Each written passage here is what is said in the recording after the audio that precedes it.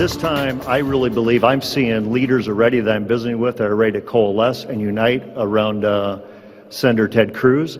I also see the infrastructure that Senator Cruz has, the resources that he has to be able to go the distance. I really believe and expect Senator Ted Cruz to be the nominee in 2016.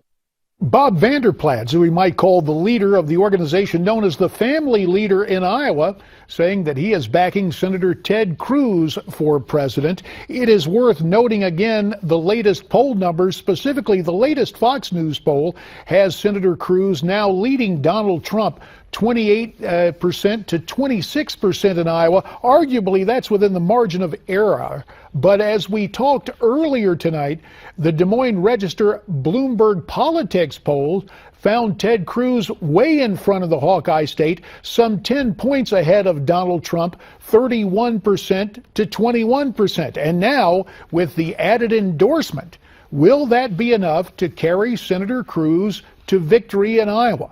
For more, we're very pleased to be joined by the aforementioned Bob Vander Plaats, President and CEO of the Family Leader. He joins us via Skype from Des Moines, Iowa. Bob, thanks for your time here on Newsmax Prime. Why did you decide? It's great to be with you, JD. What's great to have you, and I know a guy who really wants to thank you, is Ted Cruz. What made the difference for Senator Cruz in terms of your endorsement?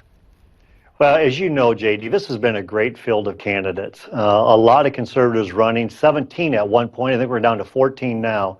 So it wasn't an easy decision, but at some point it just became an obvious decision. Ted Cruz is the full spectrum conservative. He's a very principled leader. As was mentioned in your opening clip, he has the infrastructure, he has the resources. I believe not only will he win in Iowa, but I believe he'll win in the early states, the SEC primary. I think right now he is set up to be the nominee of our party, and we couldn't be more excited to have this principled of a conservative as our standard bearer going up against Hillary Clinton. Well, running second in Iowa, Donald Trump, who claims he's an evangelical, and so I guess the question would be, what's not to like about Donald Trump from your perspective? Boy, there's a lot to like about Donald Trump, and Mr. Trump is a very good friend of mine and of ours. And so it's nothing against Mr. Trump. It's just that as we take a look at Ted Cruz, we see him as that bold and courageous, that outside leader who's been in the U.S. Senate probably just long enough to know how to get things done, what levers need to be moved.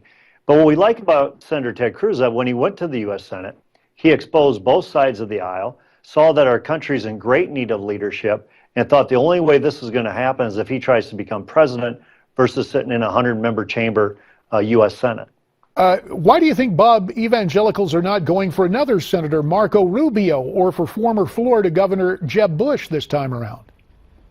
You know, it's hard to tell. I mean, with Jeb Bush, he just has not caught the energy or the enthusiasm. I think he's been defined by Donald Trump as a low-energy candidate. I just don't see a path forward for Jeb Bush.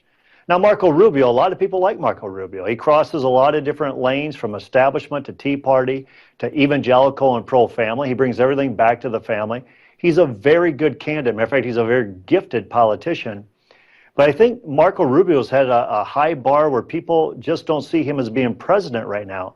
Most of the time when they talk about Marco Rubio, to me, they're talking about he would make a great vice president. But I think the other juggernaut Marco Rubio's run into is Ted Cruz. Ted Cruz is sucking up the conservative oxygen. The conservative leaders are uniting around Ted Cruz's candidacy like I've never seen before. And we appreciate what you have to say on behalf of Senator Ted Cruz, but I have to ask you about another Christian conservative, Dr. Ben Carson. There has been some talk that Dr. Carson was hurt by a pro-gay boardroom initiative and also a stance on the use of fetal tissue. Any truth to that hurting Dr. Carson? About 40 seconds. You know, really not, JD. People really like Dr. Carson. What an American story. But I've not heard the issues of what's causing Dr. Carson's poll numbers to fall, other than people just don't see him as being probably ready at this point to be president of the United States. But I hear often that he'd be a great member of the cabinet. Bob Vander Plaats checking in from Des Moines, Iowa tonight, the leader of the Family Leader. I know Ted Cruz is enthusiastic about your endorsement. We're always thankful for your time. Coming up next, the debate before tomorrow night's debate, our political panel checks in. Stay with us.